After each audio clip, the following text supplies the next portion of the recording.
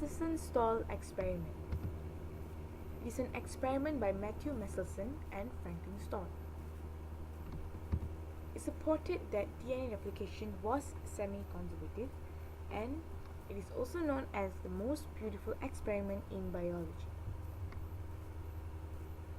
This is Matthew Meselson and this is Franklin Stahl. There are three postulated methods of DNA replication. The first one is semi-conservative. Semi-conservative practically says that the DNA separates right in the middle to form its copy there. Okay. The conservative method states that the entire DNA is used to produce a copy, whereas the dispersive method says that the DNA breaks into few parts in order for it to form its copy. Okay. So nitrogen is used in this experiment, where two types of nitrogen is used, nitrogen 15 and nitrogen 14. Nitrogen 15 is slightly heavier than nitrogen 14, and therefore it is used to identify the density of the DNA produced. Okay. So firstly, what Meselson and Stahl did was they placed E. coli's DNA in nitrogen 15. So the DNA produced by the E. coli was all nitrogen 15. So, and then they transferred the nitrogen 15 DNA into nitrogen 14, a lighter nitrogen, and let it grow for one generation. What they found was that a hybrid of DNA was produced, which contains nitrogen 15 and nitrogen 14. Okay, so you can see here the first generation is a hybrid. Then they took the hybrid, the first generation DNAs, and they placed it again into light nitrogen 14, and let it grow for second generation. Okay, in the second generation, they found that 50% of the DNA was hybrid, and the other 50% was light DNA, which contained only nitrogen 14. As you can see here, we have the nitrogen 15 here, the original parental molecule. Then the first generation, when it was placed in nitrogen 14, is separated into hybrid, where it contained nitrogen 14 and then also nitrogen 15. Then further, when it was further placed into nitrogen 14 again, the second generation of daughter molecules contained 50% of hybrid molecules and 50% of light DNA. As you can see here, this is the final observation. These two are the controls, nitrogen 15 and nitrogen 14. The position is as shown. And then the first generation, the hybrid forms somewhere in the middle of the both. And for second generation, there's only nitrogen 14 and also hybrid DNA, as you can see here. And that concludes that the DNA separates by semi-conservative methods. Thank you. Okay, now I will explain about bidirectional replication. What is bidirectional replication? Bidirectional replication is a type of DNA replication where replication is moving along in both directions from the starting point. This will create two replication forks and thus making it moving into opposite directions. Step of bidirectional replication. This is picture of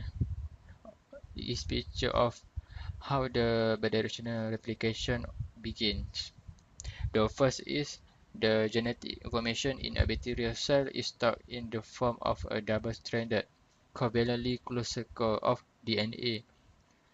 Then, the replication will begin at a specific site called the origin. The origin replicates and then DNA replication proceeds in two directions.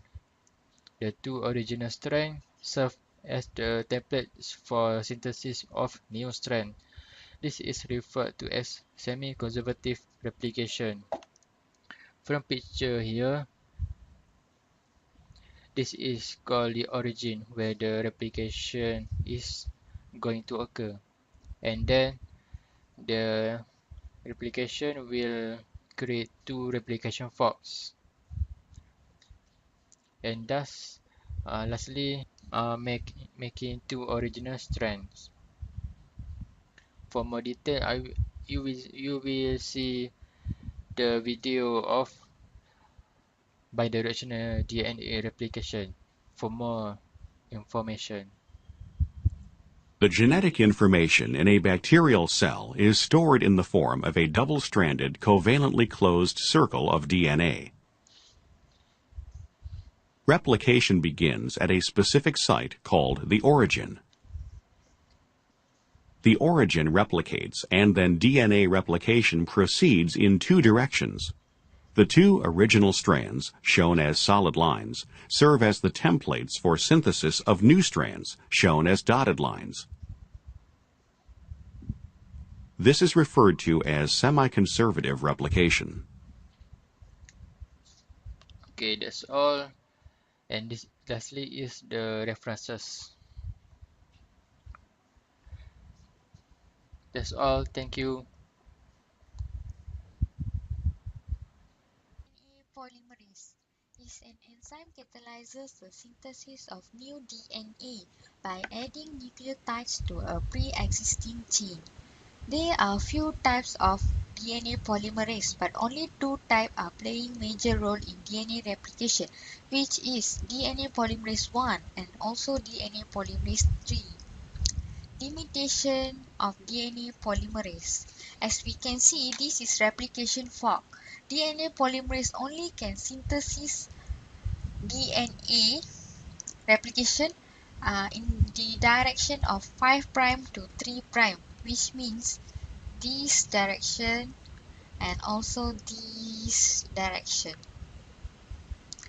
Since the template strand must be read in 3' to 5' direction, this is not a problem for leading strand, but it is a problem for lagging strand. Hence, the lagging strand has to be replicated in sections, these small fractions.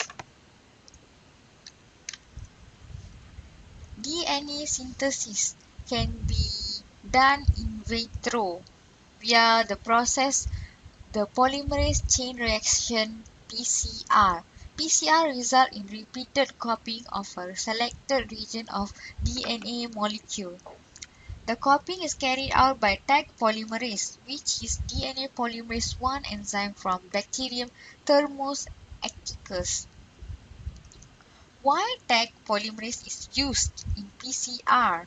This is because the enzyme is thermostable as the bacteria lives in hot spring with temperature exceed 90 degrees Celsius. It works optimally at 72 degrees Celsius. PCR involves three steps. First, denaturation. Second, annealing. Third, extension. Step 1. Denaturation. In this step, the denaturation is a process of heating the mixture to 94 degrees Celsius to break hydrogen bond in between the double helix to produce single-stranded DNA molecule. As I said, the mixture which is heated to 94 degrees Celsius contain double-stranded DNA containing target sequence, tag polymerase, all the four nucleotides adenine, guanine, thymine, and cytosine, and a pair of oligonucleotides which serve as primer. Step 2. Annealing. Annealing is a process cooling down to allow primer to attach at the annealing position here. They form a hydrogen bond with the single-stranded DNA molecule. During annealing, the temperature is reduced to 50 to 60 degrees Celsius. Step 3. Extension. Extension is a process where tag polymerase adds nucleotide to 3' end of each end. This is the 3' end. and the tag polymerase is adding the nucleotides to the 5' end.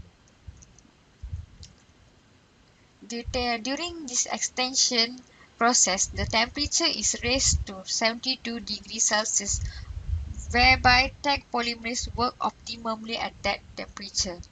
During the first cycle, 2 molecules are produced as a result, whereby in cycle 2, 4 molecules are produced.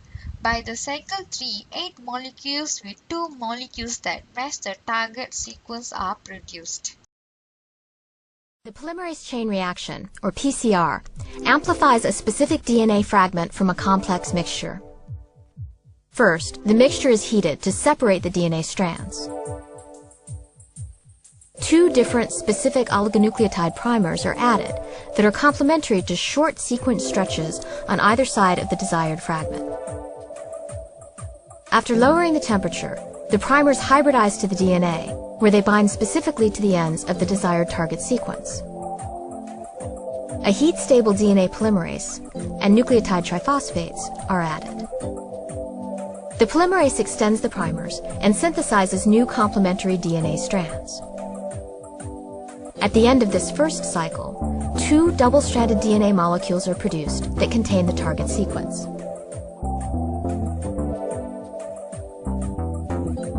This cycle of events is repeated. The mixture is again heated to melt double-stranded DNA. The primers are hybridized, and the DNA polymerase synthesizes new complementary strands. At the end of the second cycle, 4 double-stranded DNA molecules are produced that contain the target sequence. In the third cycle, the mixture is heated, the primers are hybridized, and DNA polymerase synthesizes new complementary strands. At the end of the third cycle, 8 double-stranded DNA molecules are produced that contain the target sequence. 2 of these molecules are precisely the length of the target sequence. In future cycles, this population increases exponentially. Cycle 4. Heating, hybridization, DNA synthesis.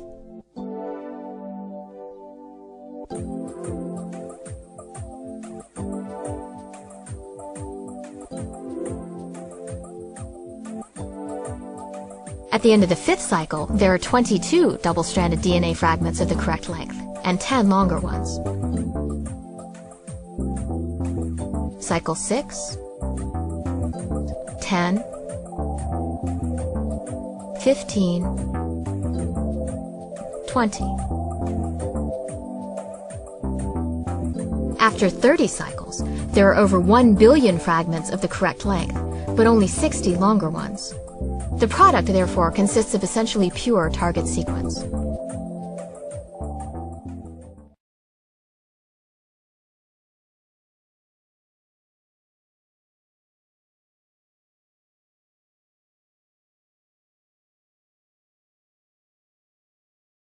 Okay, now I will explain to you guys what is the imitation process in the synthesis of DNA procedure means.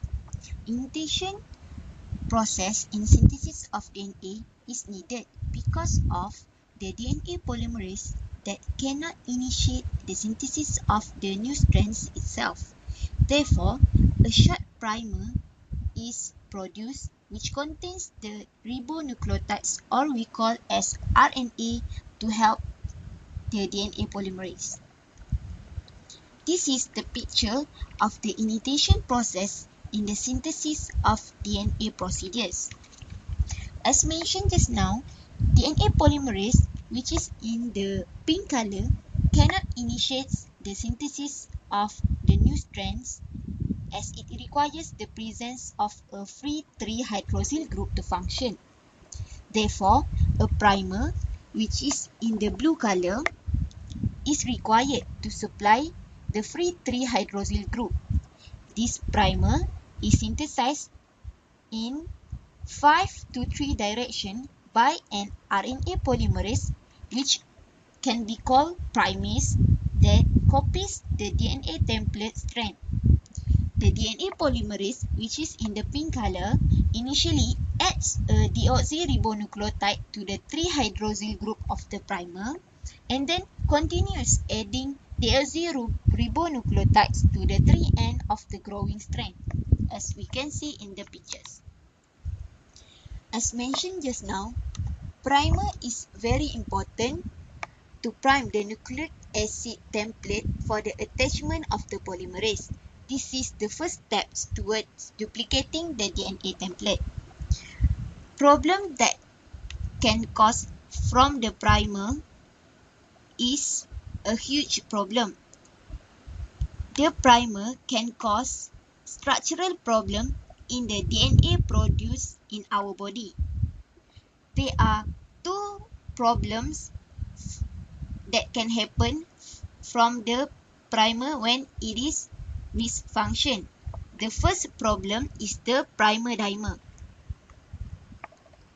Primer dimer can be get when a small amplicon results from the extension of self-anneal primers, or primer dimer also can be defined as in this slide, which is a dimer of one self-annealing or both primers resulting in a template capable of being extended by the polymerase.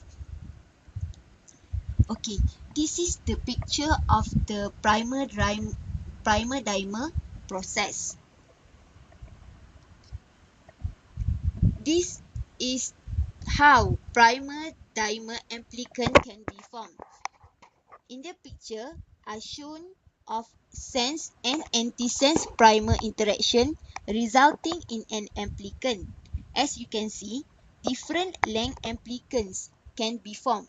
The largest primer dimer would result from the hybridization of the smallest number of nucleotides and would approach the length of the two primers added together. Because of the primer dimer formation is so efficient, it rapidly consumes the DNTPs and primers and generates amplification inhibiting pyrophosphate.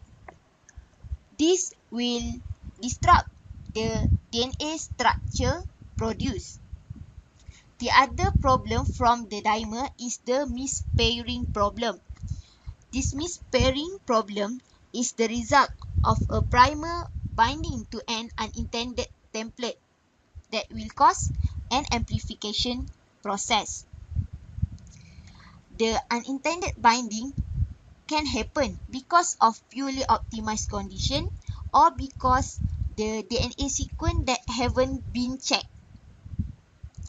Both these problems can cause problem structure in the DNA produced and can cause mutation in our DNA. Okay, I would like to explain about rolling cycle replication. Rolling cycle replication, based on the Wikipedia, is describe a process of unidirectional nucleic acid replication. They can rapidly synthesize multiple copies of circular molecules of DNA or RNA. So, rolling cycle replication are mostly used in the plasmid of E. coli, for example, the genome of bacteriophage, and the circular RNA genome of dwiarah. Okay, so we can based on the definition on the Wikipedia, we can know that rolling cycle replication are mostly used by the prokaryotic organism, but some of the eukaryotic viruses also replicate the DNA via rolling cycle mechanism. Rolling cycle replication involves few steps and very simple steps. If we simplify it, okay. Rolling cycle replication begins with a nick. A nick is a single-stranded break. You can see that single-stranded break is a small fragment of the DNA, and the nick is start at the origin of the replication. The fifth end is displaced from the strand, and the third end acts as a primer for DNA polymerase III. We synthesize a continuous chain using the intact DNA molecule as a template. The fifth end continues to be displayed as the cycle rolls and is protected by SSBs, which is a nick, until the discontinued DNA synthesis back in DNA. This is a flowchart that shows the rolling cycle mechanism.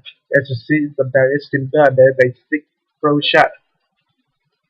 Rolling cycle DNA replication is initiated by an initiator protein encoded by the plasmid or bacteriophage DNA and start at the nick with the break in the DNA with the circular DNA. The initiator protein remains bound to the feed phosphate end of the nick strand, and the free third hydroxyl end is released to serve as a primer for DNA synthesis by DNA polymerase III. Using the unnicked strand as a template, replication proceeds around the circular DNA molecule. You see the red one is proceed throughout all the DNA in the circular DNA, displacing the nicked strand with a single-stranded DNA. So the nicked strand is displaced to become a single-stranded DNA, go out from the circular DNA, and attach this for use the attachment of ribosome and formation of Okazaki fragments. Okay, this is all about the rolling cycle mechanism. Thank you.